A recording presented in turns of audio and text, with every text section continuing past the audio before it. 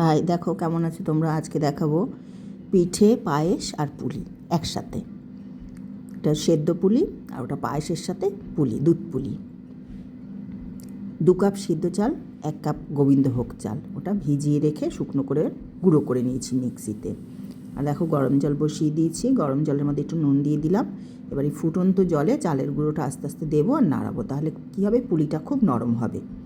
আর পাটিসাপটা যে পুরটা তৈরি করেছিলাম সেইভাবেই পুরটা তৈরি করে নিয়েছি, সেটার জন্য আর তোমাদের দেখালাম না। আমার গলার অবস্থা ভীষণই খারাপ, তবুও তোমাদের দেখাবার জন্য চলে এসেছি আজকেও। দেখো জল নিয়ে নিয়েছি বাটিতে, দিয়ে আস্তে আস্তে পুরিগুলো জল হাত দিয়ে দিয়ে গড়ে নিতে হবে।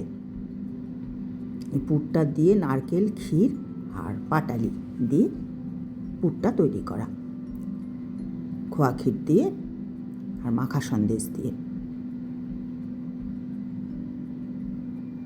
দেখো পুলিগুলো এইভাবে করে নিতে হবে।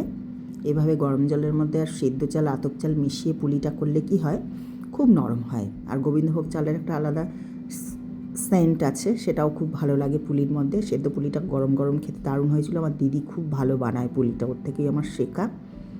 জানি না কতটুকু করতে পেরেছি, তবে নরম হয়েছিল, খেতেও ভালোই হয়েছিল। এইভাবে দেখো, আর পাশে গরম জল বসিয়ে দিয়েছি, এটা আমরা সেদ্ধ পুলি করব। জল ফুটছে, এবার পুলিগুলো এক এক করে দিয়ে দেবো। ওটা ফুটে ফুটে পুলিটা যখন আস্তে আস্তে ভেসে উঠবে, তখন বুঝতে হবে আমাদের পুলিটা হয়ে গেছে।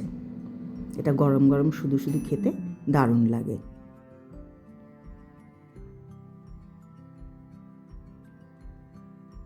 আর দুধ পুলিটা যখন করব, তখন কি করব, দুধের মধ্যে একটু চালও দিয়ে দেবো, গোবিন্দভোগ চাল, ঘি মাখানো। তো দিলে কি হবে, পুলিটাও সেদ্ধ হতে থাকবে আর তার সাথে চালটাও সেদ্ধ হয়ে যাবে। এটাও আমার দিদির থেকেই শেখা, ওদের পুজোতে এটা করে, লক্ষ্মী পুজোতে, পৌষ মাসে লক্ষ্মী পুজো হয়, সেই সময় ওরা এটা বানায়। তো দেখো এই সেদ্ধ পুলিটা হয়ে গেছে। এবার সেই দুধ জাল দিতে বসিয়েছে, দুধের মধ্যে 2টো ছোটো এলাচ দিয়ে দেবো, দিয়ে একটু চাল দিয়ে দেবো, গোবিন্দভোগ চাল অল্প পরিমাণে। দুধটাও তো অল্প পরিমাণেই দিয়েছি, সেই পরিমাণে 2 চামচ, বড় চামচের 2 চামচ মতো চাল ধুয়ে একটু ঘি মাখিয়ে দিয়ে দিলাম।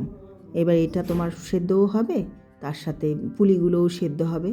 এবার সেদ্ধ হয়ে গেলে কি হবে, ঠান্ডা হয়ে গেলে আমরা পাটালি গুড়টা দেবো, কারণ গরম গরম দিলে দুধটা কেটে যাওয়ার ভয় থাকে। ওই জন্য গরম দুধের মধ্যে আমরা দেবো না। যখন একটু ঠান্ডা হয়ে আসবে, একদম ঠান্ডা না, একটু ঠান্ডা হয়ে আসবে, সেই সময় পাটালিটা দেব, দিয়ে ওটা নাড়িয়ে নিয়ে আমরা পরিবেশন করব।